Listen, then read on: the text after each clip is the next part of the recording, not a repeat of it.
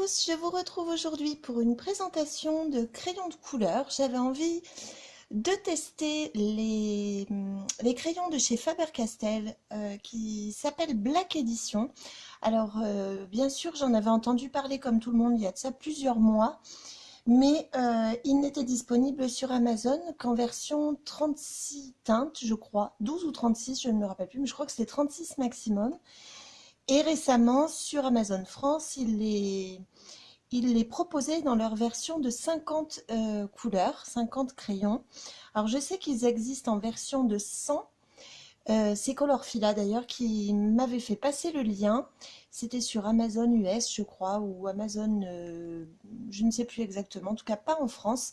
Et de toute manière, quand j'avais cliqué sur le lien, ils étaient indisponibles et ils le sont restés jusqu'au moment où j'ai regardé, lorsque j'ai découvert la version de 50. Donc, si vous voulez voir la version de 100 crayons Black Edition, je vous renvoie vers la vidéo de Mélissa de la chaîne Colorfila. Je vous mettrai sa chaîne en barre de description, qui en fait une présentation, j'imagine, complète. Pour ce qui nous concerne, en tout cas, on va découvrir la déclinaison en 50 teintes qui sont au prix actuellement de 22,99 €. Donc autant dire qu'on est sur des crayons d'entrée de gamme. Malgré tout, j'avais envie de les tester parce que c'est Faber-Castell et que l'entrée de gamme de Faber-Castell m'intrigue un petit peu. De chez eux, je ne possède que les Polychromos et les Albrecht Dürer dans leur version du coup aquarellable. Mais je ne possède pas beaucoup d'entrée de gamme. C'est pas vraiment ce que je préfère. Mais là, pour le prix, je me suis dit pourquoi pas les tester. Alors, quand je les ai reçus, ils étaient donc dans une boîte et quand on ouvrait cette boîte, les crayons étaient disposés dans ce petit support en carton qui se plie. Donc, ils étaient, vous voyez, comme ceci dans la boîte et quand on ouvre, ça vous donne un cube entouré des 50 crayons. Bon, pour moi, c'est pas du tout pratique. Donc, j'avais une trousse rouleau que j'ai de ce fait utilisé pour les classer. Comme vous le voyez, ils sont ici. Donc, ils sont très jolis. Ils sont noirs. Bon, la qualité, on ne s'attend pas non plus à du polychromos ou à des crayons de haute gamme d'une autre marque. Comme vous pouvez le voir, ici, j'ai indiqué un numéro en fait avec un marqueur Posca, un M blanc, parce que premier point noir pour moi de ces crayons, c'est qu'il n'y a ni teinte ni numéro, ce qui veut dire que vous avez 50 crayons avec indiqué Faber-Castell dessus. Donc ce qui est impossible pour moi à utiliser, tel quel en tout cas. Et ce surtout parce que vous savez que moi j'ai l'habitude de réaliser des nuanciers de tous les crayons que je possède, et pas que les crayons d'ailleurs. Donc je me suis dit que le plus simple ça allait être de les marquer. J'ai pensé à faire des étiquettes, je me suis franchement, voilà, ça aurait été un petit peu long et fastidieux. J'ai essayé le Posca 1M, bah écoutez ça fonctionne très bien. Donc eh bien écoutez, je vais rester avec ce système, comme vous le voyez ici, si j'approche un petit peu. Voilà pour la mise au point. Et donc j'ai réalisé donc sur le papier Clairefontaine 120 grammes que j'utilise habituellement pour les nuanciers que vous retrouvez sur la boutique aussi. Le nuancier vierge, donc avec des numéros qui vont simplement du 1 au 50. Et ce qu'on va faire ensemble, eh bien on va le remplir ensemble en musique. Et puis, écoutez, je vais choisir une illustration et on va les tester. Et on se retrouvera donc après pour voir un petit peu ce qu'il en est et est-ce qu'ils valent le coup finalement ces crayons, en tout cas pour ce prix. Donc écoutez, je vais vous laisser en musique. Je vais aller sortir mon nuancier vierge, l'imprimer et je vais vous réaliser ce nuancier en musique comme je viens de vous l'expliquer. Je vous retrouve juste après pour vous donner mon premier aperçu, mon premier avis en tout cas de cette gamme de 50 crayons Black Edition de chez Faber-Castell. Et ensuite, je choisirai donc une illustration pour pouvoir mettre en couleur mettre en couleur plus exactement cette illustration avec cette gamme de crayons, j'y arrive. Donc je vous dis à tout à l'heure, je vous laisse en musique avec la création du nuancier.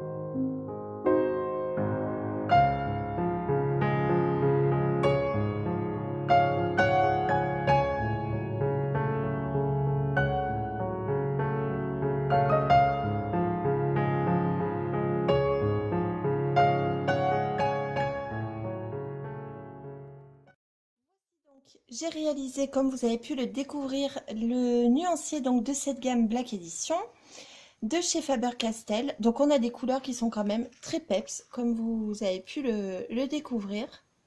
Donc j'essaie de vous approcher pour que vous puissiez voir. Il y a vraiment de jolies teintes. Le nuancier, bon pour moi c'est un peu flashy, mais je trouve qu'il y a des jolies teintes, notamment toute celle-ci là. Cette déclinaison est très très jolie. Les oranges un peu comme ça, bon c'est pas forcément ce que je préfère. Ici je pense qu'on a moyen de faire de jolies teintes peau. Donc ça m'intéresse plutôt beaucoup, puisque vous savez que j'adore réaliser les portraits. Et pour les dernières teintes qui sont ici, bah, elles sont aussi très jolies, je trouve. Je trouve qu'il est plutôt bien équilibré. On a un marron très foncé, on a des ocres, on a un marron beaucoup plus clair, bien sûr le noir. Alors, par contre, en ce qui concerne la texture de la mine, je dirais pas que c'est une texture super agréable. Alors, ça ne gratte pas le papier. Je n'avais aucun dépôt lors de la mise en couleur de chacune de ces cases, donc il ne s'effrite pas, là, on peut pas dire le contraire, mais c'est une texture un peu plastique, je ne sais pas trop comment vous décrire cette sensation, donc c'était pas forcément super. Ceci étant, je n'ai pas taillé les crayons quand j'ai réalisé le nuancier, je les ai pris tels qu'ils étaient en fait à l'origine. Quand je vais colorier, je vais de toute façon les tailler parce que moi j'aime avoir une mine plutôt pointue. Donc peut-être que voilà, ça me donnera un ressenti différent. J'ai plutôt hâte de les tester. Là, comme vous l'avez peut-être vu, les nuanciers, je les réalise donc avec la partie de gauche plus soutenue et je dégrade en fait la teinte vers quelque chose de beaucoup plus léger. Ça se fait très bien. Après, est-ce qu'il se mélange bien? Je ne sais encore pas. Il s'applique de manière homogène, il ne marque pas le papier, donc ça c'est très positif. C'est juste cette espèce de sensation plastique qui est assez curieuse. Alors, on est sur une entrée de gamme et je me dis que pour un petit budget, si ce sont des crayons en fait qui se mélangent bien, que les mines ne se cassent pas, que ça ne s'effrite pas de partout, bah, pour 20 € j'ai envie de dire que bah, peut-être que ça vaut le coup. En tout cas, c'est un petit peu tôt pour le dire. Donc, eh bien, écoutez, je vais choisir une illustration et puis on va se lancer et on verra un petit peu ce que ça donne. Donc, je vous dis à tout de suite. Je vous retrouve donc pour vous parler de l'illustration que j'ai choisi de réaliser. Alors, vous allez me dire que c'est pas très malin parce que je l'ai imprimé en format A3. Donc, pour tester les crayons, c'est peut-être un petit peu risqué, mais j'ai eu un tel coup de cœur pour cette illustration que j'avais aucune envie de la réaliser sur un petit format. Donc, elle est imprimée sur le Lightfast Paper, puisque de toute façon, tous les colotests, les derniers que j'ai réalisés, sont sur ce papier. Donc, comme ça, je ne serai pas, comment dire, si j'ai un souci avec les crayons, je ne pourrais pas me dire que ça vient du papier. Ça, c'est une certitude. Cette illustration, je vous mettrai le lien en barre de description. Je l'ai trouvée sur une boutique Etsy qui s'appelle Coloring Book 2020. J'en ai pris plusieurs d'ailleurs parce que vraiment j'ai eu un énorme coup de cœur pour ces illustrations.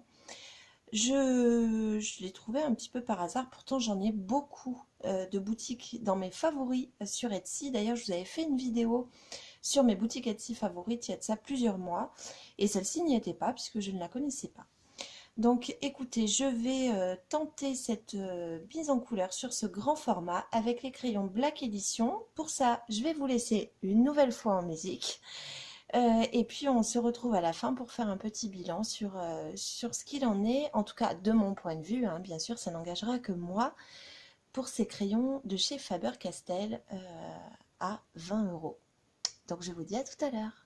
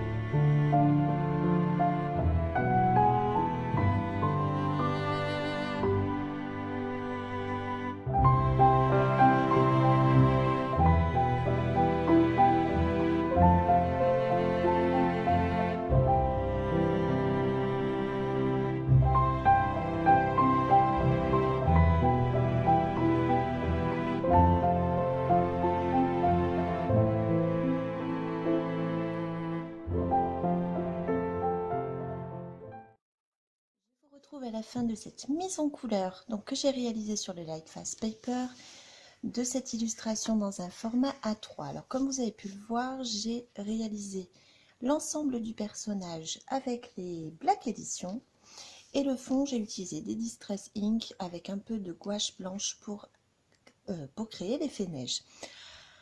Alors franchement, ce sont des crayons qui se mélangent très bien. C'est-à-dire que cette sensation que j'avais ressentie tout au début, un petit peu plastique sur la mine, franchement, c'est carrément estompé quand j'ai utilisé les crayons sur ce papier.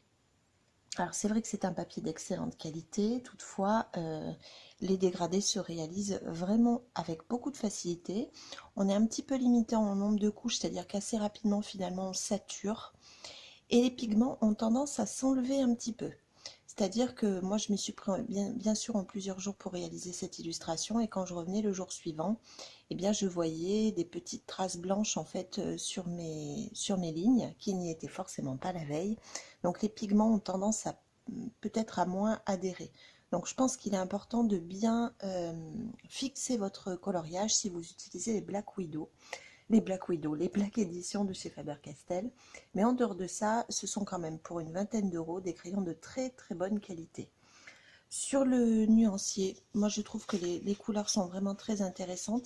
Alors évidemment, je ne vous ai pas indiqué les teintes que j'ai utilisées, mais je vous les mettrai en barre de description, je les ai laissées sorties. Sachant que pour la peau, j'ai utilisé, alors je les ai répertoriées dans l'ordre de la boîte de 1 à 50, ce que je vous avais expliqué tout à l'heure. Et donc, j'ai utilisé donc pour la peau, je disais le 47, le 46, le 2 et le 3. Et j'ai mis un petit peu de blanc qui, en l'occurrence, marque très très bien le papier. Donc ça, c'est plutôt une bonne surprise. Tous les bleus que j'ai utilisés, c'était essentiellement le 33 et le 27 avec le noir. Pardon, je ne vous montre pas dans le champ. Donc voilà. Quelqu'un m'a posé la question de savoir s'ils étaient proches des Prisma. Alors pas du tout. Ils me font un peu penser aux Black Widow en l'occurrence, mais pas aux Prisma. Les Prisma n'ont pas la même texture et ils sont beaucoup plus gras finalement que les Black Widow, qui restent agréables à utiliser encore une fois. Donc voilà ce que je peux vous dire sur l'utilisation de ces crayons.